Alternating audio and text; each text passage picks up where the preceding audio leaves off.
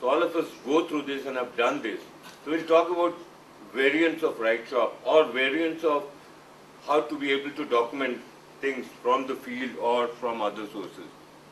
So one of the reasons is we need to reflect.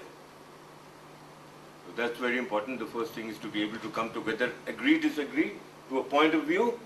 So that the reflection part is very important. That typically happens in a workshop.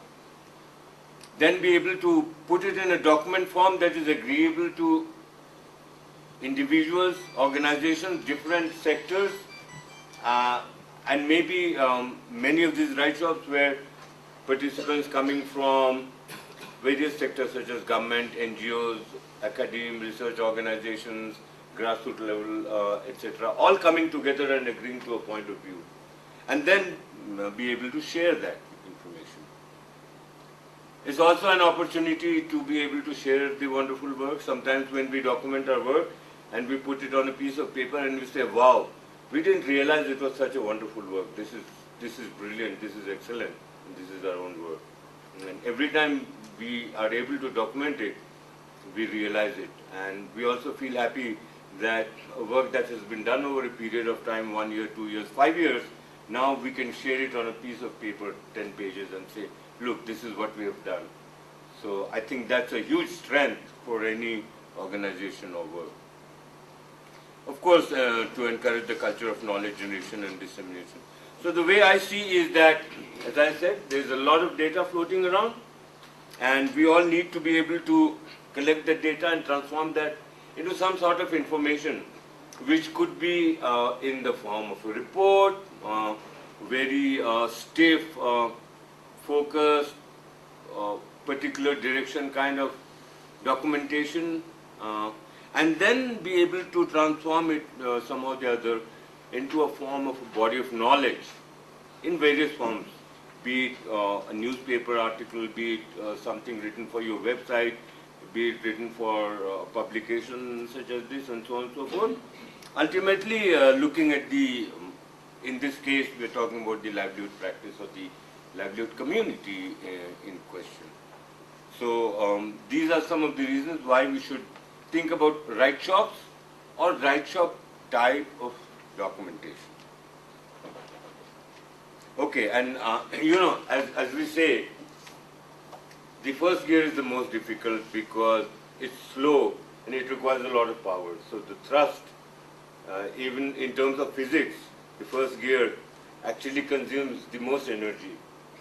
And so in the first gear, in a typical RightShop, and again when I'm talking about steps and processes, think about variants already, or if this was done like this, so if we were to do it, we could probably do something.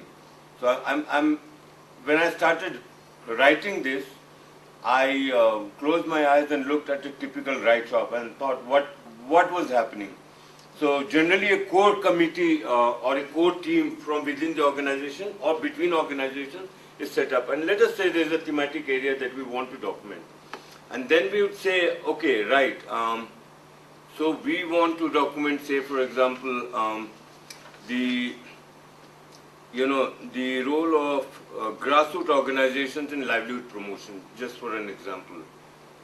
So if we were to develop something around this, what are the 5, 6, 10 themes that make sense? And this core committee, depending upon who is conducting the RightShop, whether it's one organization or a set of organizations, then brainstorms and says, okay, this is the structure of the publication that we want to have.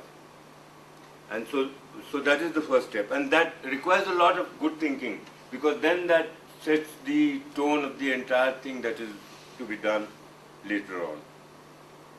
And then, you delegate roles and responsibilities and say, okay, this is who does this, and etc., etc. And again, as I said, going from data to information and knowledge at the field level is very critical of what you can actually draw out and filter and use that as information. So generally, what is done is you develop a protocol or a format and say, okay, maybe you cannot write as a writer or you're not a brilliant writer or so you think, but you have all the experience in the field. So we're giving you a format and saying, okay, tell us about the family in 10 sentences, and these are the things we want to hear about the household. These are the things we want to hear about the community. These are the things we want to hear about their livelihood interventions. And you give them a set of protocol or format and say, this is how we want the information. Right, so that is the first step. So this team develops the protocol to capture the data and information from the field in a uniform manner. And that much everybody is able to write. And it doesn't at that point matter what kind of language, because it's not actually the structure of the sentence or the paragraph, but the information put in any form of a sentence. And therefore the staff then, or the writer or the participant to the write shop, contribute the first version that goes through a standardization process. We already have a standard set or a format, and once you have that, then it's easier to review because you already have something and say, okay, he's talked about he's given a picture of the households, but this and this thing is missing. So we can go back to them and say, we want more information on this and so on and so forth. So now you have more or less more than what you actually need. And it's better to go to a write shop than having more than what you need rather than going to a write shop and saying, oh, we should have this data or information. Right. So at this stage, you're ready with that. And then this is brought to a write shop. So what is a write shop? Typically speaking, it's a workshop that writes. And what happens in a workshop? We come to a workshop with all that wonderful discussion. At the end of it, I would say, most cases it's documented by way of a proceeding or something. But a lot of that wonderful discussion is also lost or evaporated somewhere because this documentation is done by an individual or a set of people, 2, 3, 4 people. And they may not necessarily be able to capture your mind or your discussion. So, and this goes very fast, so sometimes we miss out on that. Secondly, by the time you receive those proceedings in a publication form, the steam has died down. And it's like, yeah, I remember, I attended this meeting, it was good. And you look at it and you put it in your shelf. So, here is a workshop where people come, critique, debate, discuss, and nothing is lost. Because everything relevant is captured in that document. At the end you can say, nothing that we thought was extremely important is missing. And so that's a great value to this workshop, which is basically a workshop. Generally, documentation that cannot be achieved by individuals. As I said, no individual could be an expert in a field.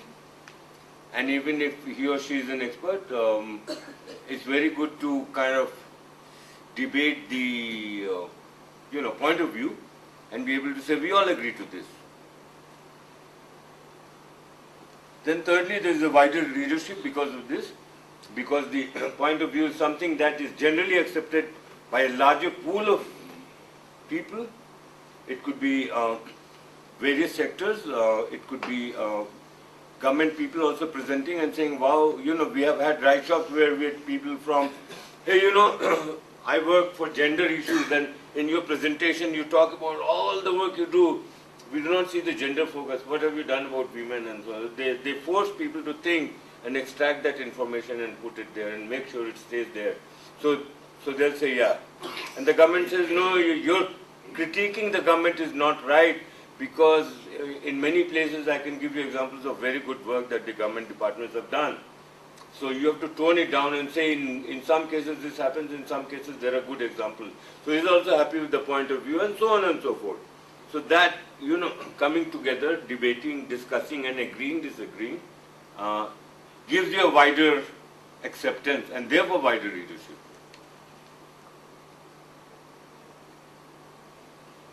So, like a typical workshop, think,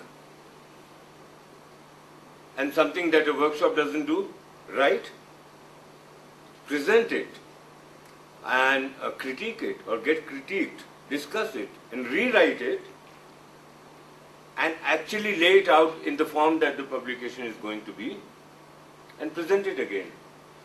So that by the end of the process, you have more or less the first draft of the camera ready material that is ready to go to the press. And then, you have already in some ways determined the format of the publication. But again, when you come to that workshop, you kind of pre-test it and say, is this the format we want, or is there any debate on this, and agree, disagree, and say, okay, now we want to have this publication in this format, and so on and so forth. So the say of all the participants is so very important. And consolidation of lessons and way forward. Opportunity to educate oneself on the rich experiences, shortfalls and lessons learned. And every write shop I have attended is a crash course to me on the subject matter. And it's like, wow, in 5 days, 6 days flat, in some cases 4 days, the longest write shop I have attended, this one was 14 days, aquatic livelihood. 14 days, people coming from 12, 15 countries. 14 days, 67 cases and articles. It's a lot of work, But at the end of the event, you get to know so much about the subject, definitely much more than you actually knew before you entered this workshop. So it's a huge crash course on development interventions.